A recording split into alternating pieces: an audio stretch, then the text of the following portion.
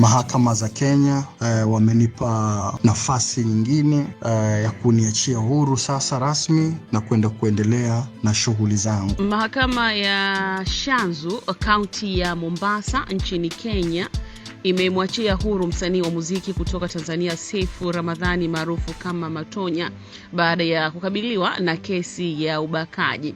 Na akizungumza baada ya hukumu hiyo leo Julai 2 mwaka 2026, Matonya aliwashukuru mashabiki, familia yake na watu wote waliomuunga mkono katika kipindi chote cha kesi hiyo. Na mbali na kuachiwa huru, mahakama pia imeagiza arejeshewe pasipoti yake iliyokuwa imezuiliwa wakati wa uendeshaji wa kesi. Na hii ni nukuu ambayo Matonya alipata kuzungumza baada ya ushindi huo mkubwa.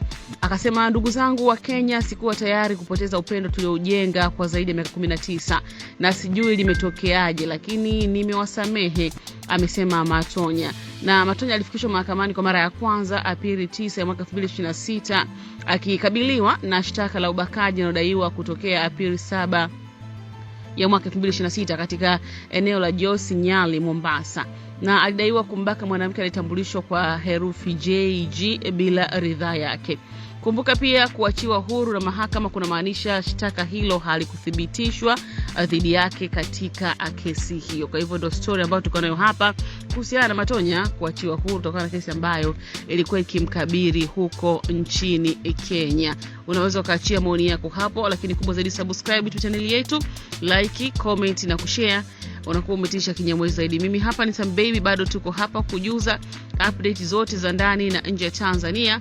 69 Media Pro, the home of infotainment. Leo sitakuwa na mengi ya kuongea, labda tutapata wasaa muda mwingine tutaongea zaidi, lakini asante pia. Mahakama za Kenya wamenipa nafasi nyingine ya kuniachia huru sasa rasmi na kwenda kuendelea na shughuli zangu. Kiukweli nina mengi ya kusema, lakini Mungu anasema, au ndugu zetu wanasema, ukiwa na furaha sana au ukiwa na hasira sana unatakiwa uchunge ndimi yako. Kwa hivyo furaha inaweza ikazidi nikaongea yasiyofaa. Niseme asante Mungu, alhamdulillahi rabbil alamin, kwa kila njia ambayo umenipitisha. Na jingine tu, maana niliulizwa maswali, Matonya sasa Kenya mbona itakuwaje usiende? Mimi niwaambie tu ndugu zangu wa Kenya, siko tayari kupoteza upendo ambao tuliutengeneza ndani ya miaka karibia 19 20 au 10 na kitu hapo, alafu kwa tatizo au matatizo ya watu wachache, na sijui limetokea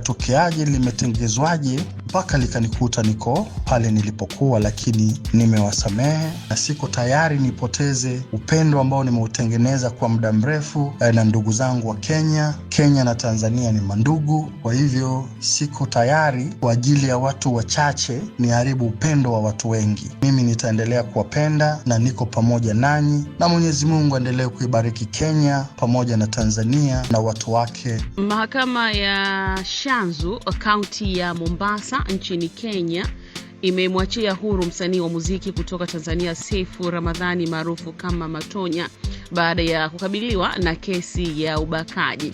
Na akizungumza baada ya hukumu hiyo leo Julai 2 mwaka 2026, Matonya aliwashukuru mashabiki, familia yake na watu wote waliomuunga mkono katika kipindi chote cha kesi hiyo. Na mbali na kuachiwa huru, mahakama pia imeagiza arejeshewe pasipoti yake iliyokuwa imezuiliwa wakati wa uendeshaji wa kesi.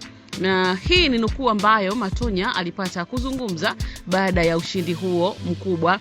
Akasema, ndugu zangu wa Kenya, sikuwa tayari kupoteza upendo tuliojenga kwa zaidi ya miaka 19 na sijui limetokeaje, lakini nimewasamehe, amesema Matonya. Na Matonya alifikishwa mahakamani kwa mara ya kwanza Aprili 9 ya mwaka 2026 akikabiliwa na shtaka la ubakaji linalodaiwa kutokea Aprili 7 ya mwaka 2026 katika eneo la Josi Nyali, Mombasa.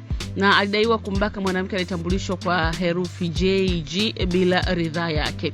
Kumbuka pia kuachiwa huru na mahakama kuna maanisha shtaka hilo halikuthibitishwa dhidi yake katika kesi hiyo. Kwa hivyo ndio story ambayo tuko nayo hapa kuhusiana na Matonya kuachiwa huru kutokana na kesi ambayo ilikuwa ikimkabiri huko nchini Kenya. Unaweza ukaachia maoni yako hapo, lakini kubwa zaidi subscribe to channel yetu, like, comment na kushare. unakuwa umetisha kinyamwezi zaidi. Mimi hapa ni Sam Baby, bado tuko hapa kujuza update zote za ndani na nje ya Tanzania. 69 Media Pro, the home of infotainment.